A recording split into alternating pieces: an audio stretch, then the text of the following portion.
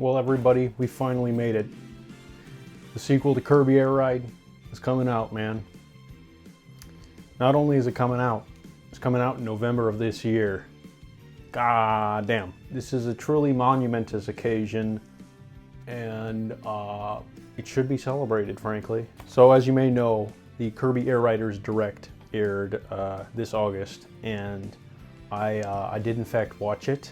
And as far as Nintendo Directs go, this one was pretty exceptional, which was aided by the fact that it was, of course, hosted by the director of the game, Masahiro Sakurai, also the director of the original Kirby Air Ride and the creator of the Kirby series. Because of all of the work Masahiro Sakurai has done with Nintendo, he has gained a reputation around there, and I think they're giving him a carte blanche. All right, let's say you had carte blanche, right? To do these presentations as he sees fit. So there's a couple stylistic differences between the way Sakurai presents this information and the way Nintendo presents other games that they make. Specifically, Sakurai acts a bit more like a humanoid type person. You'll notice in many of the other Nintendo Directs, they refer to things as the blank game, like the Mario Kart World game. There's a legal reason behind that, but the way it comes across is very unnatural. They say things like, "Welcome to the Mario Kart World game, available exclusively on the Nintendo Switch 2 system." He starts it off with a little bit of a joke about how hard game development is. It was just interesting to see that, and very refreshing, actually.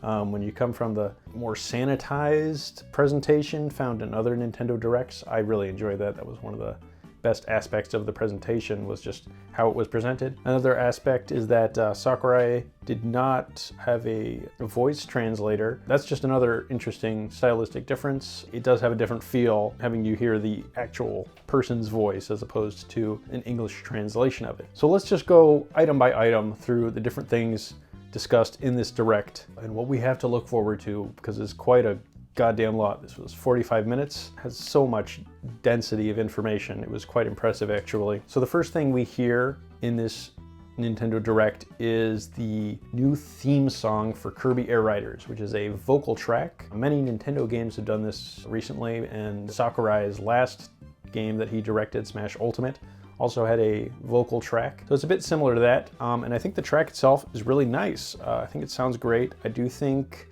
the lyrics sound perhaps slightly unnatural in the English version, but in terms of the way it sounds, not focusing on the words too much, it sounds great. Not that the lyrics are like terrible, but it does feel like a song where the lyrics were written in Japanese primarily and then translated into English after the fact. But no, it's very good instrumentation.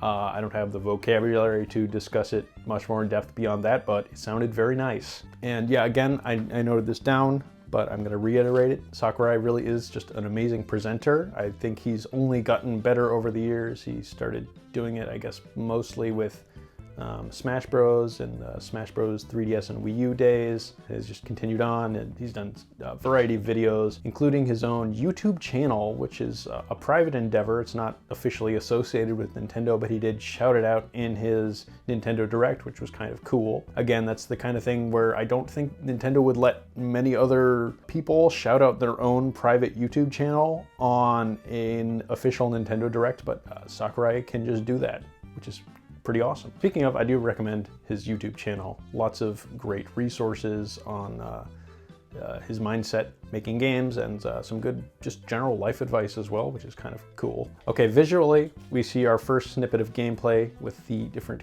Kirby cast coming into frame, and it looks quite a lot like Smash Ultimate, which is perhaps unsurprising. The lighting specifically, the way characters are lit, just looks very in line with that style. It looks nice. First impressions, though, on the visuals are that they look really good, but I wouldn't say they look quote-unquote next-gen. Just to compare it to some other first-party Nintendo titles, I think you could argue Donkey Kong Bonanza looks better. I think you could also argue Mario Kart World looks a little better. With that said, you know, the visual design of everything is quite appealing, but it does not strike me immediately as something that is needing the Nintendo Switch 2 to run. But it does look really good, and this is just from seeing it over a stream. Once I have the game in person and can look at it like that, my opinions will likely change, but just seeing it for the first time, the first gameplay reveal, my impressions are, yeah, this looks really great, but does it look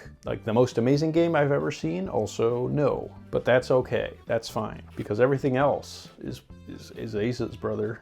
It's good stuff. Another design note I had to point out is that King DDD looks very similar to his Smash Brothers design that's been in place since Brawl. You'll note is quite different from his most recent Kirby main series appearance in Forgotten Land and Return to Dreamland Deluxe.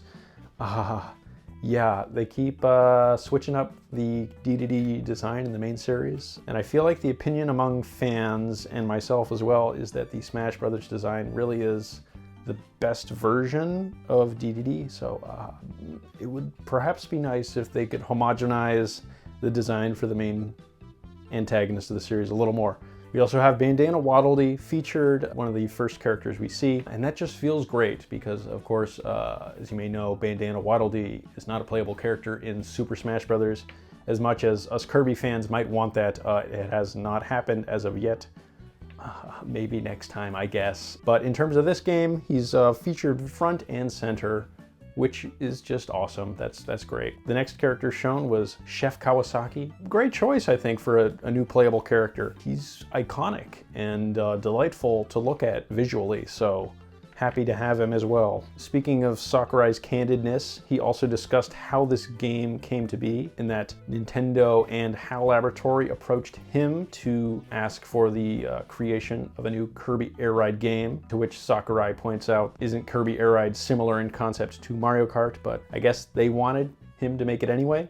He was busy with Smash at the time, but after that, and after doing his YouTube channel, he was able to start the project. So it's had a nice, long, healthy development cycle, which is great to see. Yeah, this is definitely an interesting detail. Appreciate that kind of openness. You know, there's so many recent Nintendo games where Nintendo just refuses to say who is making it before the game comes out, even when it's obvious. Like, it was pretty obvious that the Mario Odyssey team was making Donkey Kong Bonanza, but they just refused to say it for a very long time, and there's been multiple instances of that, and it's strange. They didn't always do this. This is a more relatively recent thing. It's not really the most massive deal, but it's just weird. A weird practice of theirs that, again, Sakurai is not adhering to. Speaking of, he also said that HAL Laboratory is not making the game, it is Bandai Namco. This is, of course, unusual in that I guess Bandai Namco has never made a Kirby game before. That's certainly true. And in terms of Kirby games made by non-HAL Laboratory developers, that's not that many.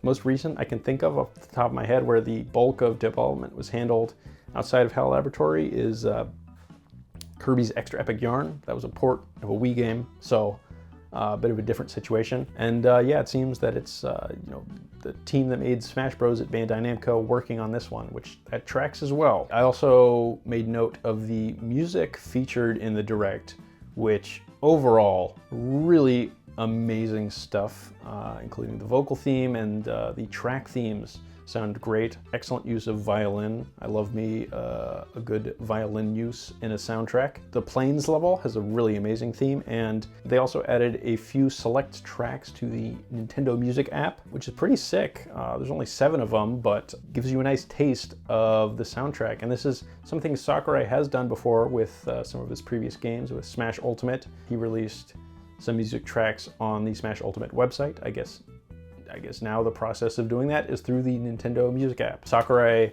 then confirmed the return of the one-button method of controlling your vehicle, returning from the original Kirby Air Ride, where you use one button to brake/charge up your boost. I do hope that they have refined the gameplay a little bit to make the game feel just more satisfying, because that's something I think the original Kirby Air Ride suffers with, at least in the races, is that the game feel isn't as satisfying as other kart racers, even contemporary ones like Double Dash. But by the looks of it, that seems to have been addressed. I think the game looks a lot more satisfying to play, which is awesome.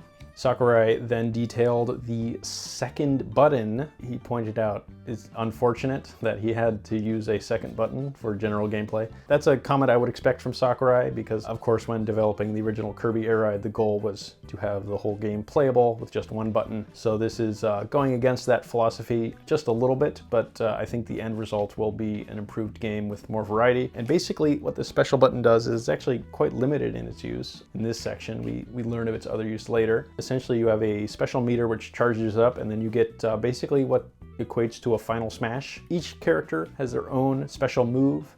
Kirby has 4 of them, which incorporate 2 of these super abilities, being Snowball and Ultra Sword. So interesting to see that return from Smash Ultimate. I did make note of that. That's one thing from the modern Kirby games that he has latched onto and incorporated multiple times as the super abilities from Return to Dreamland. So that was interesting. It's only fitting for Kirby to have more specials than the other characters. I think that's appropriate. Cappy is then shown. Cappy being included as a playable character is really great. He's been there since the beginning and he's just an iconic design. Can't think of any other playable appearances, which is kind of crazy, but there you go. He's here. He looks freaking sick. Each of the characters get their own splash screen when they are introduced, which was fun and very Smash Brothers-like. There's also lessons to help teach you the game. The original Air Ride had this. It looks to be pretty comprehensive, so that's nice. We also get to see many different returning Air Ride machines, which is great. You know, I think a lot of these designs are pretty iconic, so wonderful to see them in this sequel.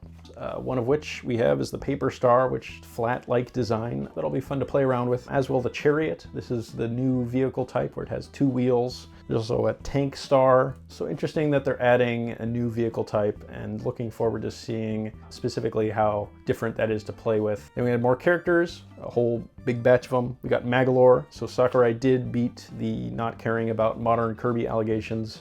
Good for him. You know, I think if you read into it, I think a lot of Kirby fans see that he references stuff from his own games more than some of the more modern Kirby stuff, which is that really that surprising? I mean, if you made something, aren't you going to have more of a connection to it than if you didn't make something? And I think this character roster proves that it's kind of nonsensical to say that he only includes elements from games he himself has made, because you see that with Magalore. His moveset seems to incorporate some of his playable moves we've seen in Star Allies and Return to Dreamland Deluxe, so that looked neat. And he had Gooey, who uses his tongue. That's funny. Waddle Doo, another playable enemy, but he's quite iconic, so very much deserving of a slot in the roster. Knuckle Joe, yeah, again, just a great character. We got Susie from Planet Robobot. Hell yeah. More modern Kirby characters. I guess our only female character, now that I'm thinking about it. But yeah, Susie's a great choice. Distinct design, fun character.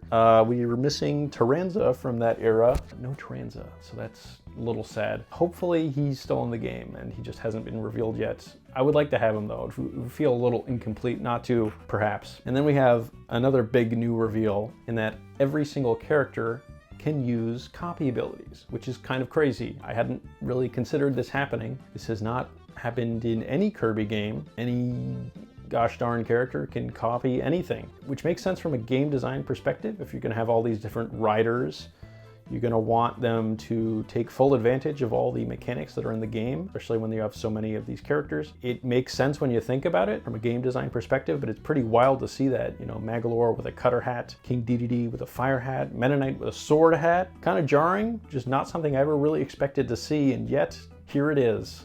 Somewhat like the game itself, I was not sure I would ever live to see the day of a Kirby Air Ride sequel, especially one directed by Masahiro Sakurai. That's very surprising that he came back to do this, but boy am I glad he did. Sakurai also details that to activate Plasma's ability, you no longer have to waggle the stick around. I could see that being a positive quality of life change. Now it just charges up automatically, so that's kind of neat. And then we have the main event.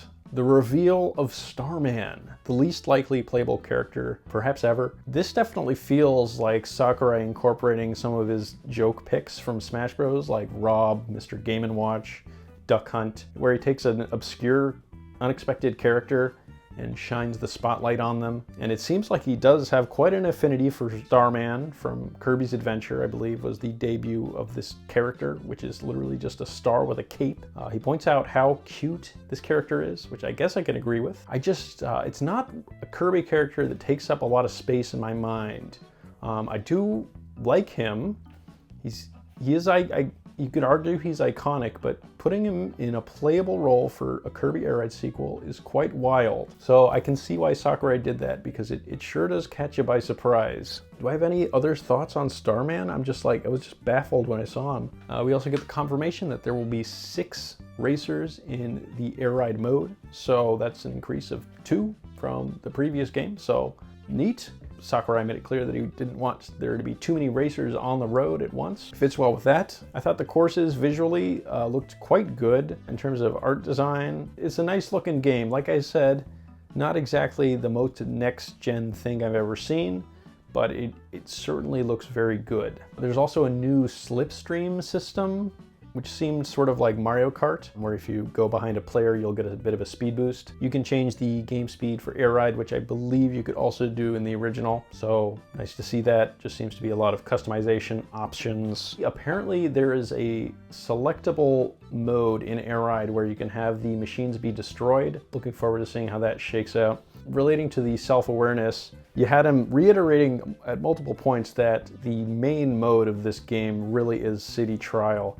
This is the main event, which I think is just great because it's true. It's called a Kirby Air Ride, but it really is about City Trial in that original game, and that definitely seems to be even more so the case with this upcoming game. They did show off quite a few racing courses, but I think there are still probably more to be revealed because there weren't too many, especially compared to something like Mario Kart. I don't think there will necessarily be as many as are in Mario Kart, but I think there will be a wider selection than what has already been shown. So moving on to the City Trial section, Sakurai shows off the new map, which is an island called Skya. Sakurai does seem to love his floating islands. Smash Bros, that's what it is. It's like Floating Islands, the video game. So I can see the appeal of that. Also, interestingly, the most recent City Trial-like mode, Smash Run, also took place on a floating island. So yeah, it's a consistent design aesthetic for sure. It looks pretty big. It looks quite big, quite varied, which is what you want from a new City Trial map. And apparently there is just one of them in the game, which is, you know, I think a fair amount of people theorize that maybe they could have more than one, but I think one will be sufficient if it has enough variety and is big enough, and this one does so far seem to be that. The default timer, again, seems to be 5 minutes. This has always felt a little short to me, but we'll see how I feel when I play the final game, and it does seem like you can probably up the timer by a little bit. Hopefully it's more than 7 minutes. 7 minutes also felt a little short, so I would like to see a little more than that, but even if it's just 7, as the maximum, that would be fine. If it was just a 5-minute maximum, I would probably be a bit disappointed, but I am expecting there to be more options, probably. Interestingly, this mode supports up to 16 players. That'll be online, and you can do 8 players locally over local wireless. I believe there is split screen, but it has not really been shown off yet, so it'll be interesting to see that, and if that runs at 60 or perhaps 30, but we'll have to find out on that one. And this is where we see the other use for the Y button, which is the special button that is otherwise used for your special meter, and that is to jump from one machine to another in City Trial. That seems like a really great quality of life improvement, and you know, it was always slightly cumbersome to switch from one machine to the other in the original City Trial. So this seems like it'll be a really great improvement. You can also dismount by holding Y, which I think will also be easier. I also did note that Kirby does walk faster in this game when he is dismounted from the machine, which is awesome. This is one of the flaws of City Trial, is just how slow you are as Kirby walking around, which is quite unfortunate. So hopefully it'll be a lot easier to find a new machine when yours inevitably breaks. All of these stats from the original game have returned. We don't seem to have any new stats. So the classics are back. They look the same. It's just a flat PNG image that you drive to and collect. If it ain't broke, don't fix it, I guess, is the idea behind that. It does have a bit of a secondary effect. They have like a bit of animation on them now, but it is a little weird. In this modern Nintendo Switch 2 game, is the main collectibles are just these flat PNG objects. I'm not gonna argue it doesn't work, because it sure works. It's just kind of surprising, I guess. We also have the quick spin return to do an attack. That's returning. We also have a lot of new events as well as returning events. Dynablade returns, and you got the new boss Kracko. I think some of the more notable new events are, what are they?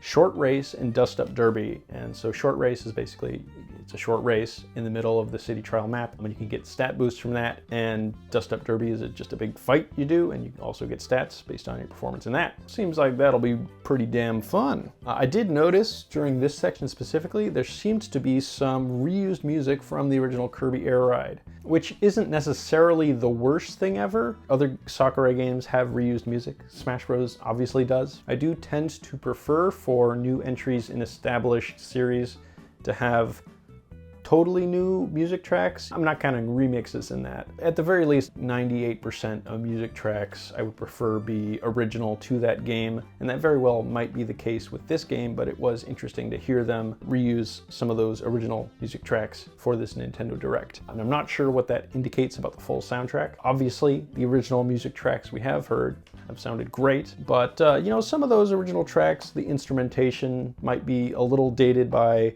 today's standards. Not that they're bad at all. I'm just hoping that those don't stick out in the final game. But yeah, that seems like probably overall a nitpick, but something I wanted to point out because I haven't seen too much discussion on that specific point. And when I was talking about the visuals, there was another thing I noticed here, specifically in the Break the Tower event. The texture on that looked a little low, but you know, the game isn't out. Might be fixed before then, and even if it isn't, it seems pretty minor. You know, and there's other Nintendo Switch 2 games that also have some textures which look a bit low quality, like Donkey Kong Bonanza has a few of the textures can look a little rough at times, but overall the game itself still looks great. Not necessarily a big deal, just I did notice that. You also got Marvel portals, Doctor Strange portals showing up in Kirby Air Riders, which is sure, why not? It seems like they function well. They just take you to another part of the map pretty instantly, so seems like it'll be a cool mechanic. We also have a voiced announcer, which the original Kirby Air Ride did not. Another Smash Bros. Connection, yet again, taking elements from Smash Bros. And incorporating them into this game. It just seems to be like the general Sakurai aesthetic is being brought over to Kirby Air Riders, which really does make sense. We also got to look at some of the new stadiums. One of them is this skydive event where you try and get points based on where you're falling. You also got Gourmet Race appearing, like you race around collecting food.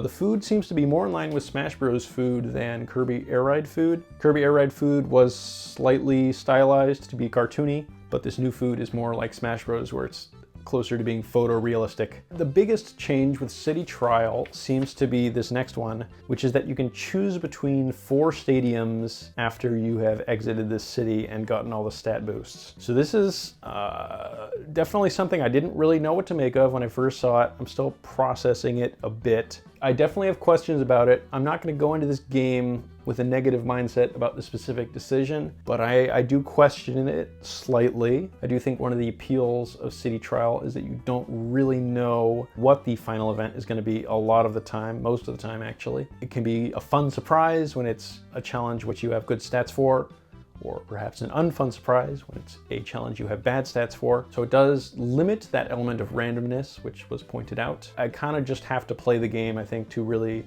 form a solid opinion on this change. Fortunately, you can turn it off, reset it back to random. Presumably that's when playing with friends. This 4-stadium system does present a few interesting things in that you can potentially just win automatically by choosing a stadium that no one else does. So we'll see. We'll see how that ends up. I think it'll work better when you're online with 16 people because you will probably always be playing against a real person in that stadium challenge. But it is kind of weird how you're playing in the city against 16 people, but then you will be doing the final challenge potentially against a much smaller number of people. It's kind of tricky to wrap my head around at this exact moment, but I am looking forward to seeing how it is implemented, and hopefully it can win me over because I am slightly skeptical. I'm not going to make a total judgment on it yet, but we'll see. I did notice in terms of City Trial, the big disc in the sky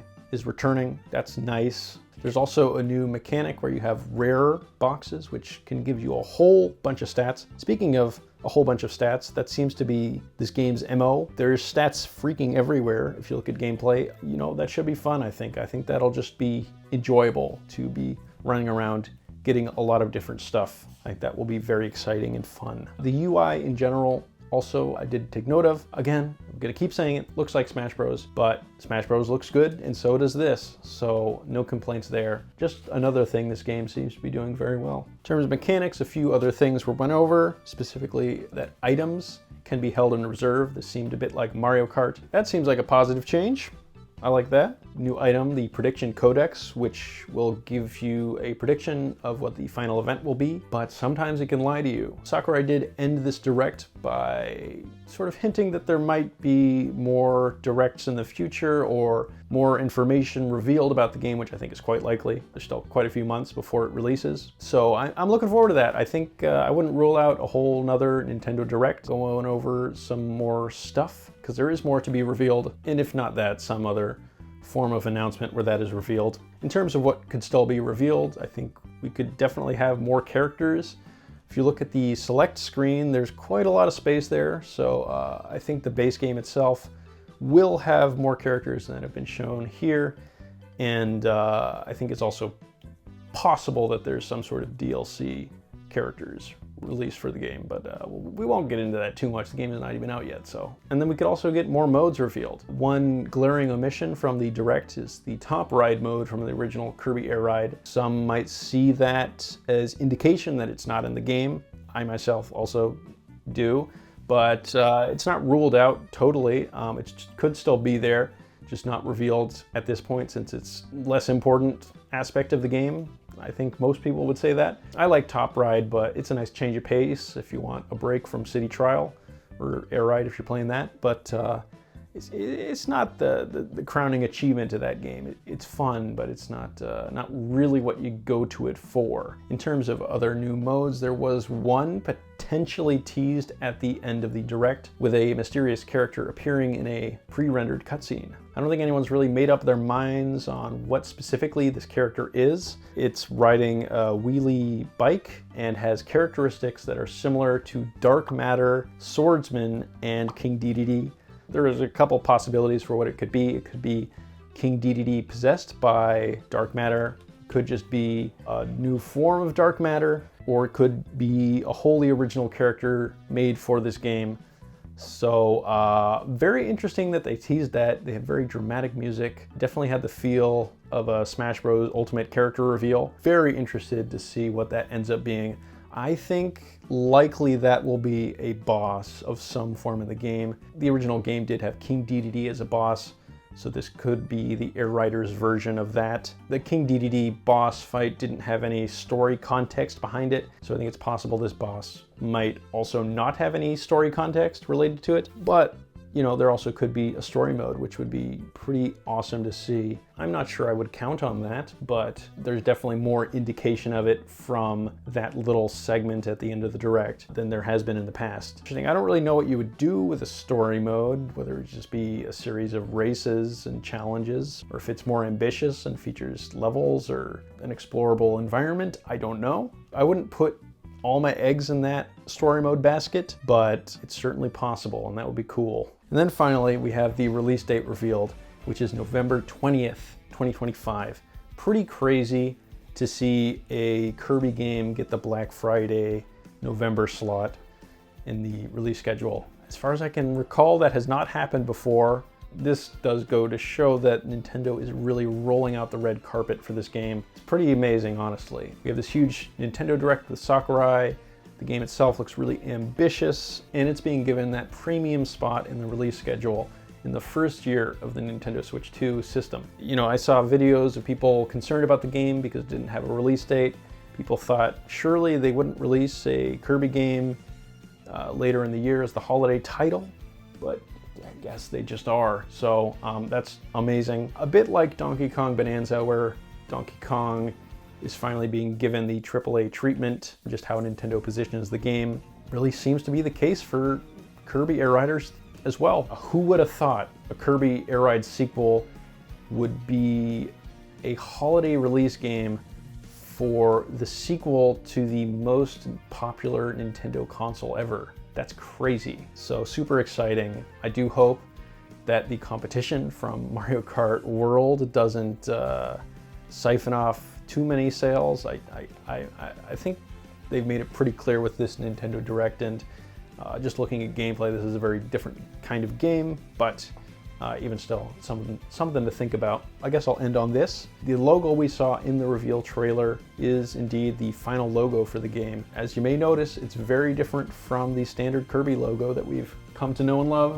You can probably see some behind me of this contemporary Kirby logo. It's going for the minimalist style, also seen in Smash Bros. Ultimate's logo. So really does seem to be incorporating so many of these elements from Masahiro Sakurai directed games, even down to the goddamn logo. I think that really differentiates it from other Kirby games that are coming out. It does feel like kind of its own thing, not just that it's a spin-off, but it's this different part of the series coming from a different director and a different studio than has tended to work on Kirby in its contemporary status. But Kirby Air Riders is this is a special thing that has come into existence.